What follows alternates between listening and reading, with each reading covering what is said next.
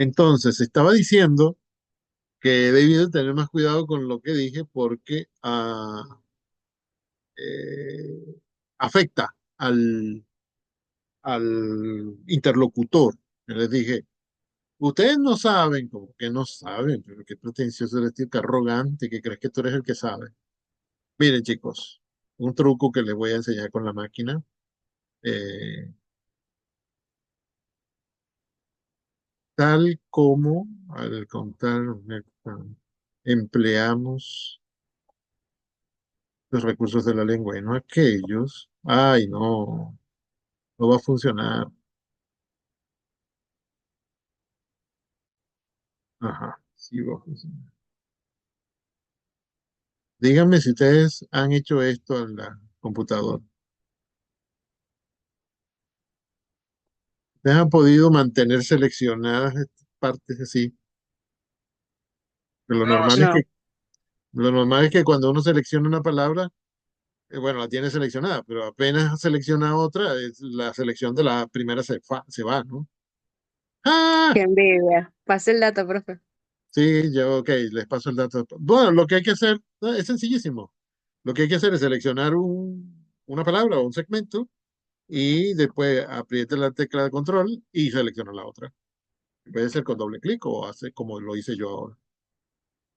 Un momento, un momento, un momento.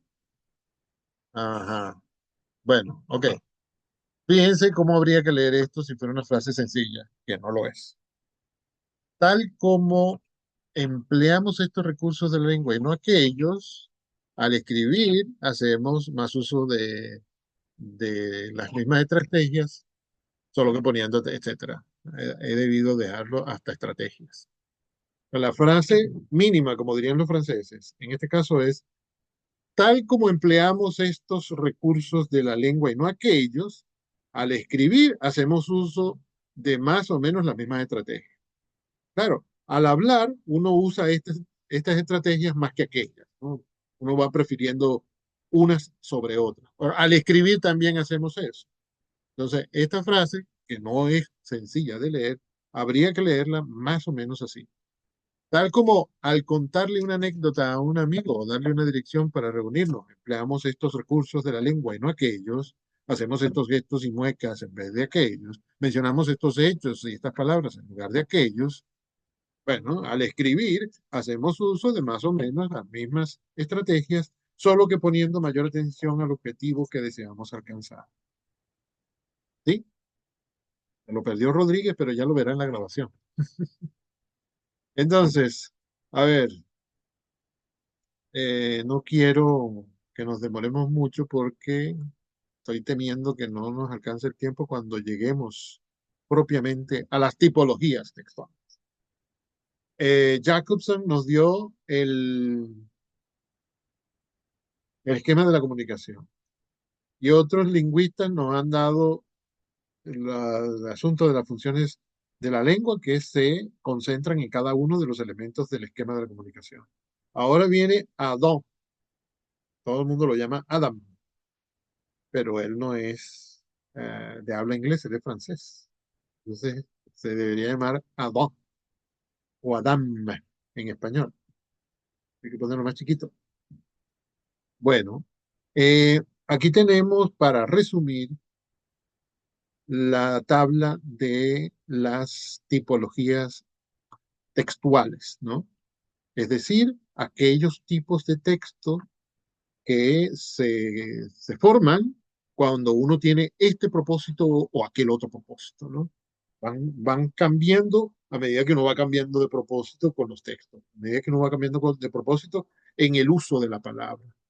Cuando uno se va concentrando en este elemento de la tabla de la comunicación o en aquel. Cuando uno se concentra en uno mismo, aparece un tipo de texto, porque aparece una función de lenguaje.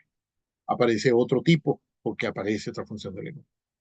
Entonces, este señor Adam, cuyo nombre nunca nadie recuerda también, tampoco, como le pasa a Himes, él dice que existe esta cantidad de textos de tipologías textuales, de tipos textuales. El narrativo, el descriptivo, el argumentativo, el explicativo y el dialogal. Después de Adam o de Adán, han aparecido otras teorías o ampliaciones de esta teoría que ponen otras tipologías. Bueno, ya las iremos conociendo. Eh, no necesariamente en esta clase, ustedes irán conociéndolas en el tiempo, pero puede ser que las examinemos más adelante en esta clase, en esta materia. Eh, Aparece la tipología narrativa de primera porque Adam y otros lingüistas dicen que la tipología narrativa es lo que más utilizamos todo el tiempo. Es decir, nos pasamos todo el tiempo, todo el día, aunque no nos demos cuenta, contando historias. Fíjense cómo hoy yo he estado utilizando sobre todo la función metalingüística de la lengua. Es decir, he estado explicando la lengua con la lengua misma. Pero de vez en cuando aparece que les cuento un cuento. Por ejemplo, el cuento de mi tío Luis Eduardo, ¿no? Conté ese pedacito de cuento para explicar esto. Es decir, la función referencial, me refiero a algo que está en el mundo, a- acudió a socorrer a la función metalingüística para, bueno, para informar algo, para explicar algo. O también podemos decir que la tipología narrativa, sí, acudió a socorrer a la tipología explicativa, porque yo lo que estaba haciendo era explicar, para que quedara más claro. Pero bueno, creo que ya me fui más adelante de lo que debía. Vamos a empezar a hablar del texto narrativo o de la tipología narrativa de los textos. Tiene una finalidad, o bueno, pueden ser muchas, pero básicamente es informar de hechos y acciones que se desarrollan en el tiempo, que se desarrollan en el tiempo. Hay una sucesión de acontecimientos, ¿no? No se manifiesta solamente en los textos literarios que leemos, las novelas, los cuentos, las leyendas, los mitos, etcétera, en que por supuesto primero pasa una cosa, después viene otra, y el narrador nos la va narrando. ¿No? No pasa solamente en eso, sino cada vez que uno dice, mira, ven acá que te voy a contar, podría decir, ven acá que te voy a narrar lo que me pasó ayer con fulanita, ¿no? Y empieza, mira, primero llegué y ella no había llegado, qué irresponsable, qué falta de respeto, hacerle perder tiempo a uno. Eh, y entonces llegó fulanita que me dijo, ay, que no va a poder llegar no sé quién porque tuvo un problema y que vino y se le pichó un caucho y llegó la policía como estaba atravesada en la autopista. Un cuento, una narración, tipología narrativa. Primero pasó que se le pichó el caucho, después ella se bajó del carro y empezó a tratar de arreglar el problema y después vino la policía y después vino la grúa y después vino alguien que le ayudó. Ajá, y me contó todo ese cuento y más adelante, bueno, entonces yo pedí un café porque ya que estaba ahí, ¿qué iba a hacer? Y después llegó la tipa. Y después me echó un cuento diferente al que me había contado. Todo es una narración, todo es una narración. Ya van a empezar ustedes a ver cómo cada vez que estén hablando con una persona, se van a dar cuenta, ah, mira, este que me quería explicar cómo era el sistema para reservar el pasaje para mi viaje para Mérida en las vacaciones. Ya me está echando un cuento, pero ¿por qué? Es lo que debería decirme, es lo que yo tengo que hacer, es decir, dame instrucciones, no echarme en cuenta. Ya van a ver la importancia de las instrucciones. Entonces, existe la tipología narrativa cuya secuencia de base, es decir, cuyo texto básico es el narrativo, que pretende la finalidad de informar sobre hechos, acciones, acontecimientos, ¿no? Lo que pasa en el tiempo. Tiene una estructura, ahí no me voy a parar mucho, introducción, complicación, evaluación y reacción. Evaluación, ¿se acuerdan? Y después me vino a contar un cuento diferente al que me había contado el mensajero que mandó. Una evaluación, uno empieza a reflexionar sobre lo que están contando. Después viene la resolución del cuento, se acabó el cuento y puede aparecer también una moraleja.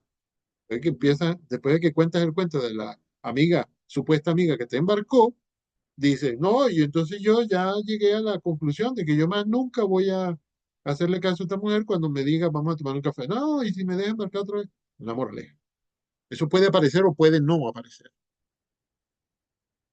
Eh, Aquí no veo. Géneros en que se manifiesta. La parábola, el chiste que hacemos tantos chistes en el día es un texto narrativo. Siempre ha pasado algo y al final llega el chiste como consecuencia de lo que ha pasado. Una noticia de suceso, bueno, en realidad de cualquier noticia. Un relato oral, pero también un relato escrito. Obra teatral, un relato histórico o no histórico, una fábula, una película, ahí pone cine porque es una palabra más corta, una historieta, historieta, fíjense que en las historietas que uno ve en la revista, en el periódico o en internet, donde sea que uno ve las viñetas, las historietas, el cómic, hay una narración, aunque sea sin palabras.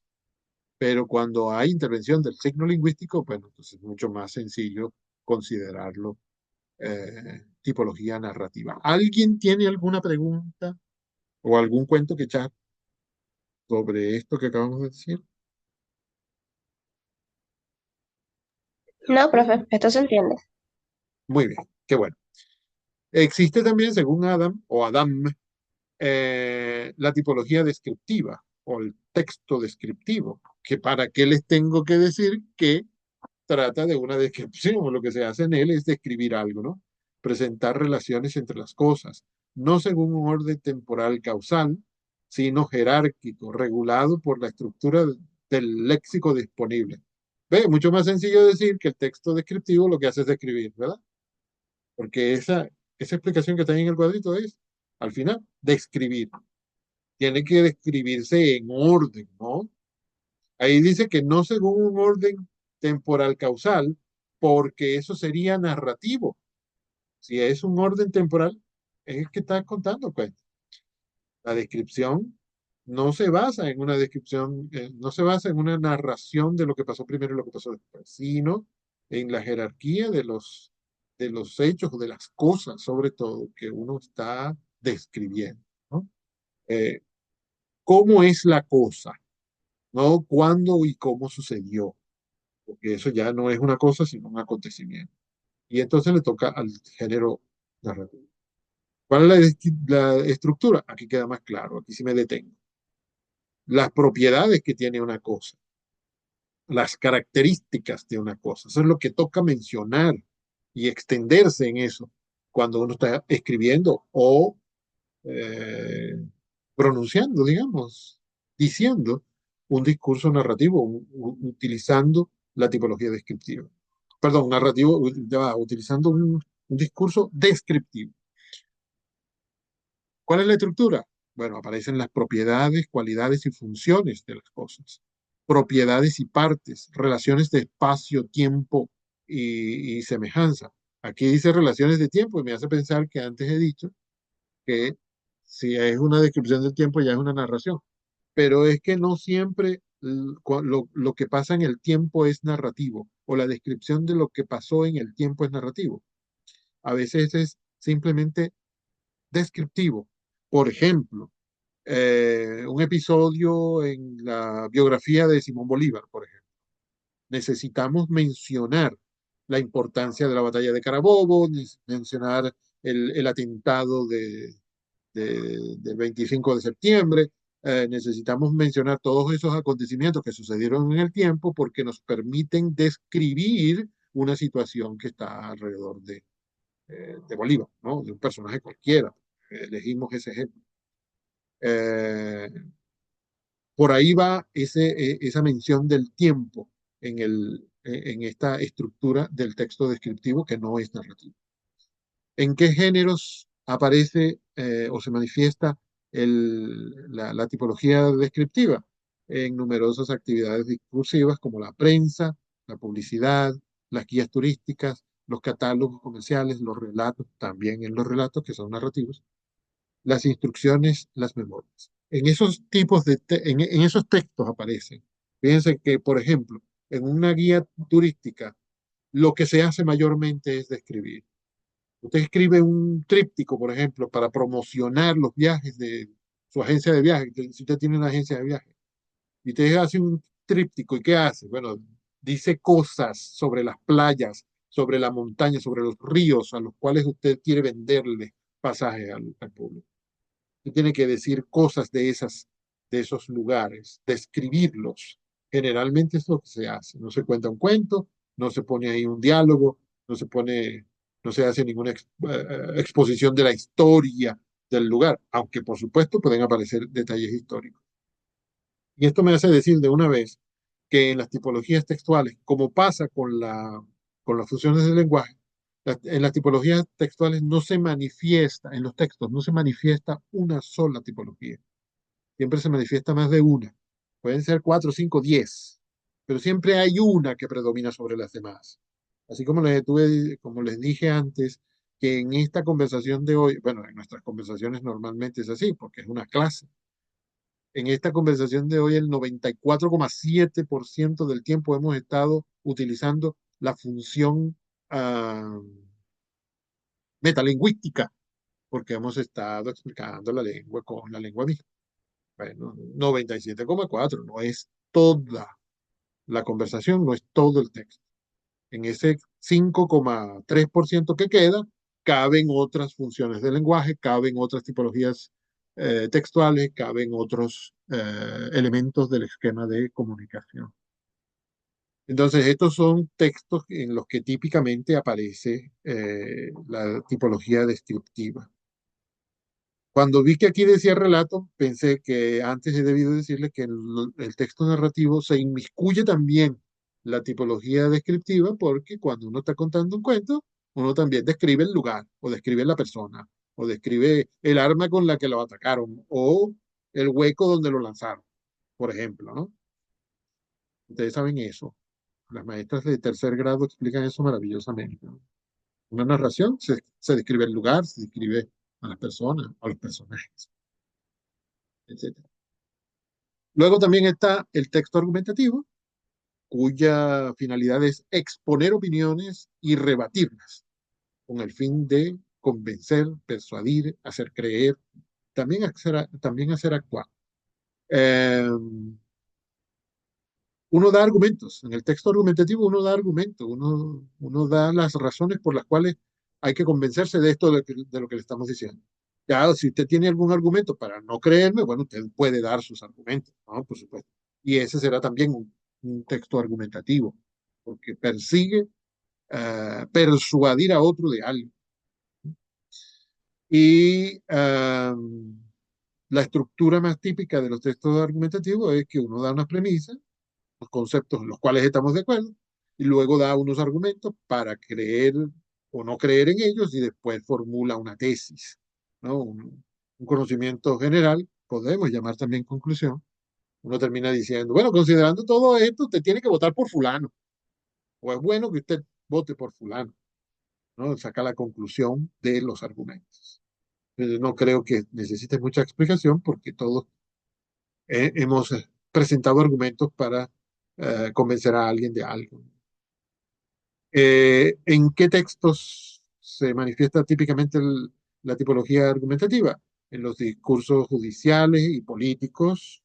Político que no sepa dar argumentos no es nadie, pero ya vimos el otro día que los grandes especialistas en las falacias, que son argumentos engañosos, son los políticos. Los anuncios publicitarios tienen que dar razones para que el público quiera comprar la cosa que se está promocionando. Los ensayos, claro, porque son ideas de las cuales tienen que quedar convencido el público, o el autor desea que el público quede convencido, tiene que darle razones para convencerse de eso, ¿no? En los sermones, los debates, las críticas a los espectáculos, los artículos editoriales, en los periódicos, en la página editorial donde están los artículos de opinión, ahí se manifiestan sobre todo, o se tienen que manifestar sobre todo, argumentos racionales, y esos son textos argumentativos pertenecientes a la tipología argumentativa. ¿Alguna pregunta? No, Bueno, sí, dígame. no, Ah, no. que dijiste que no, ok. Gracias. A lo mejor ya me pasé de la hora.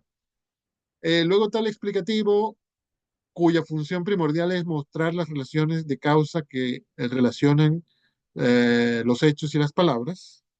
para explicar, no es lo mismo que describir, aunque siempre están juntos el descriptivo y el explicativo, porque usted puede comenzar describiendo y luego va a explicar, ¿no? Eh, cómo funciona la cosa, ¿no? No es lo mismo decir, este aparato es verde y tiene una tapa negra y al frente tiene dos perillas, y está montado sobre una mesita de cuatro patas que es marrón, ¿no? Esto es pura descripción.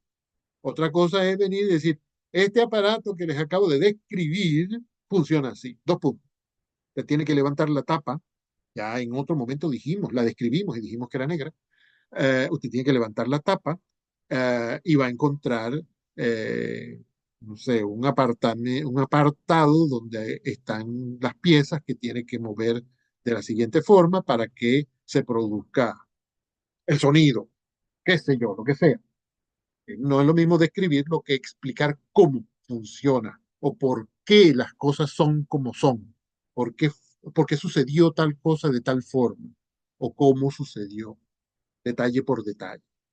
Miren, la estructura básica del texto explicativo es explicar por qué, o preguntarse más bien por qué, y luego viene la respuesta, porque, y además también suele aparecer una evaluación, una explicación, explicativo, una, una aclaración, ¿sí? Aquí quiero decir aclaración, un, un, una parte del texto en que se le pone en términos más sencillos al público lo que se ha dicho antes, o eso puede ir sucediendo durante el texto.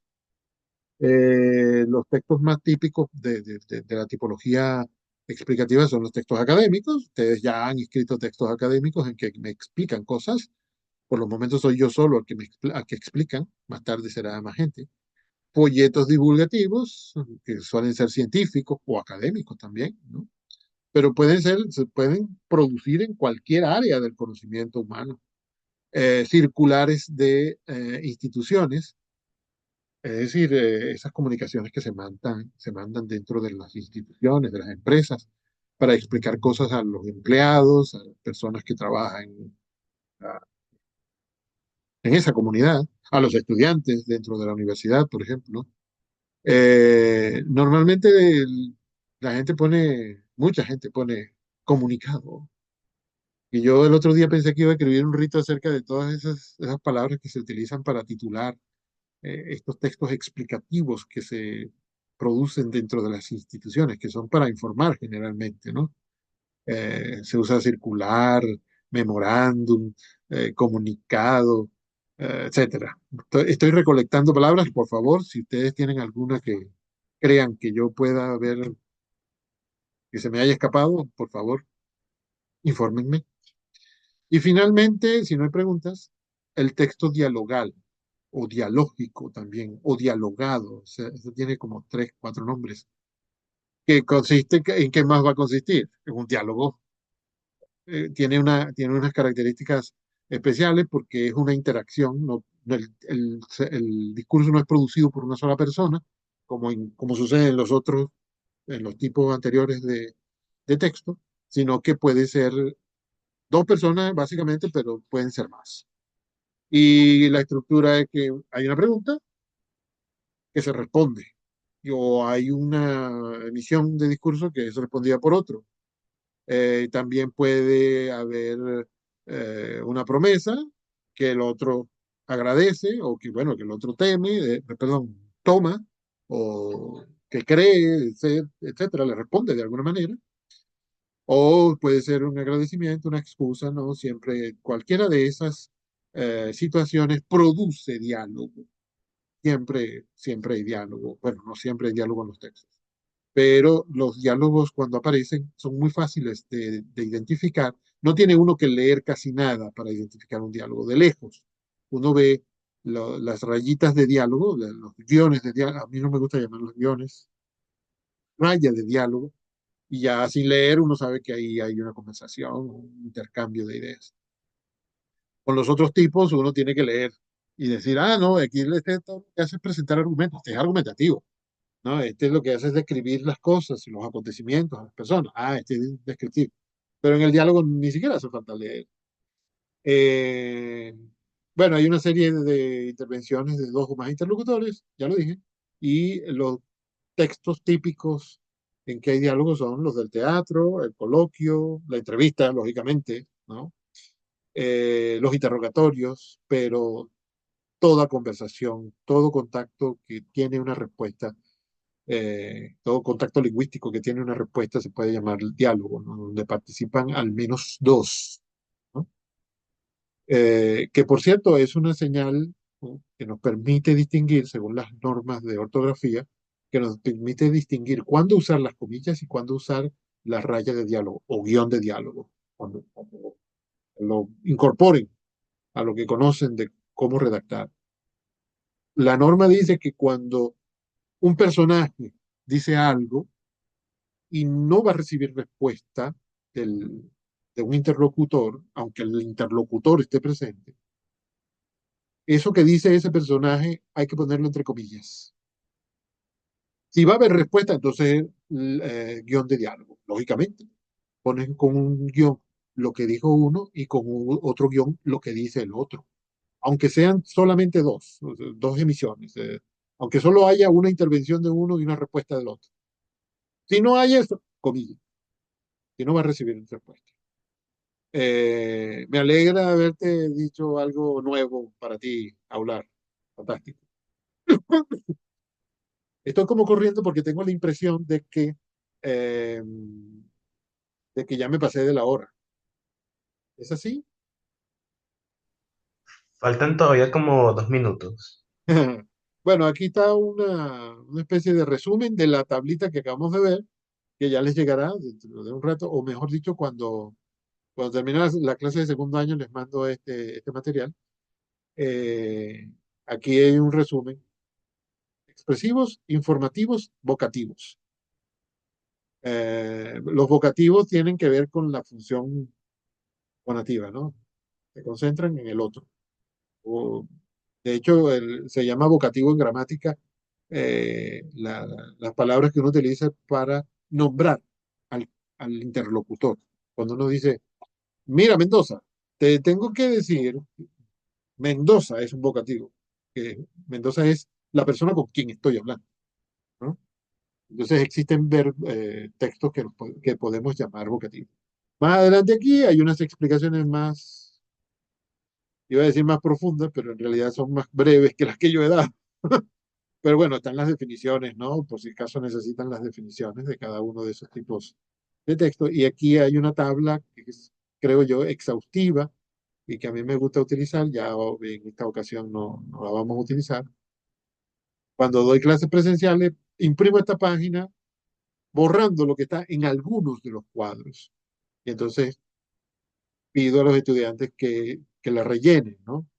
En los textos conversacionales, por ejemplo, que equivale a decir dialógicos, ¿cuál es la intención comunicativa? Entonces, si ese cuadro está vacío, hay que hacer esto que hace y el teórico que escribió él.